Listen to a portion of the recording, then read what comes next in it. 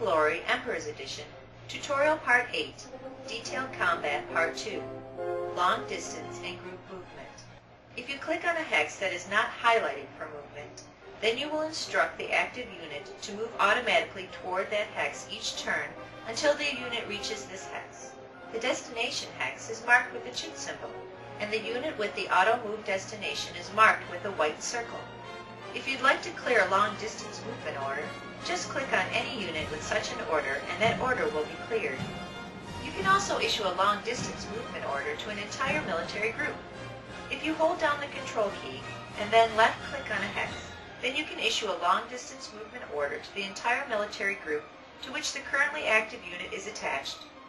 In brigade-level battles, you can press the E key on your keyboard to cycle through the echelon affected by a group movement command to decide whether group commands will be given to the entire corps or only to the brigade's division. There are many types of combat modifiers in Crown of Glory. Here's a brief introduction to a few of the more important ones.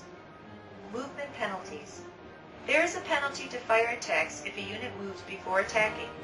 The penalty is proportional to the percentage of movement points a unit spends. So if a unit spends half of its movement points moving, its fire attack will only be half as effective. Unit fatigue. Fresh units receive a 50% increase to damage.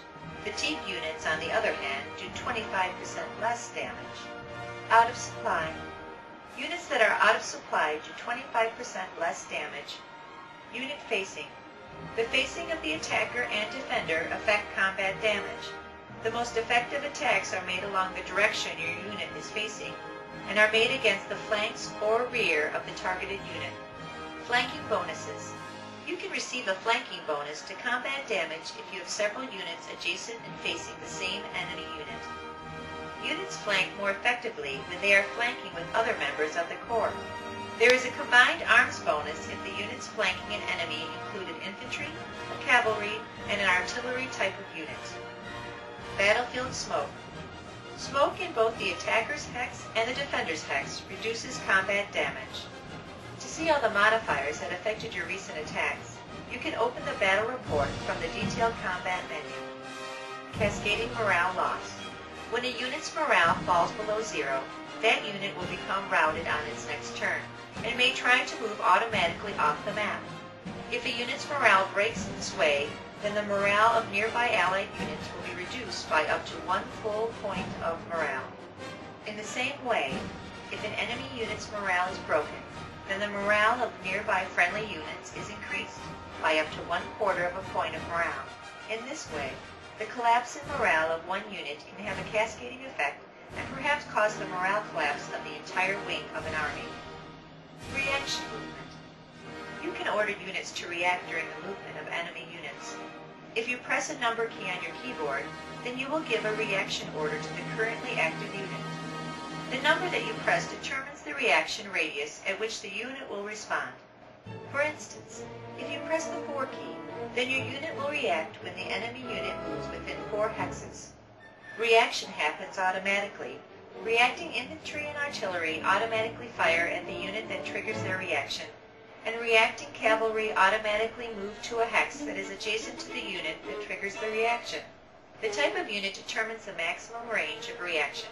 Most infantry can react to a range of only 1 or 2 hexes. Cavalry can react to an average range of 5 hexes. If you hold down the Control key while pressing a number key, then you will issue a facing change reaction order. Instead of firing or moving to intercept, the reacting unit will simply change facing to face toward the unit that triggers its reaction. Pinned units and misunderstood orders. You don't have perfect control over your units in Crown of Glory.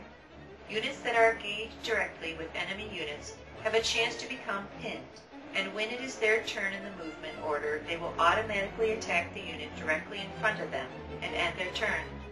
Units might also become confused about movement orders and instead move into an adjacent hex instead of the hex into which they are ordered. Units with higher morale are less likely to have either of these problems with command and control. Cavalry screens. Cavalry units may deploy cavalry screens during a battle. Screens may extend many hexes across the map and are useful for restricting enemy line of sight and slowing enemy movement. A cavalry unit with a cavalry screen deployed may only move in a very restricted fashion and may not make any sort of attack. Every active cavalry screen has a cohesion rating that normally begins at 100%. At the beginning of every turn, every enemy unit adjacent to the cavalry screen reduces the cohesion of the screen. As the cohesion rating decreases, the cavalry screen becomes shorter.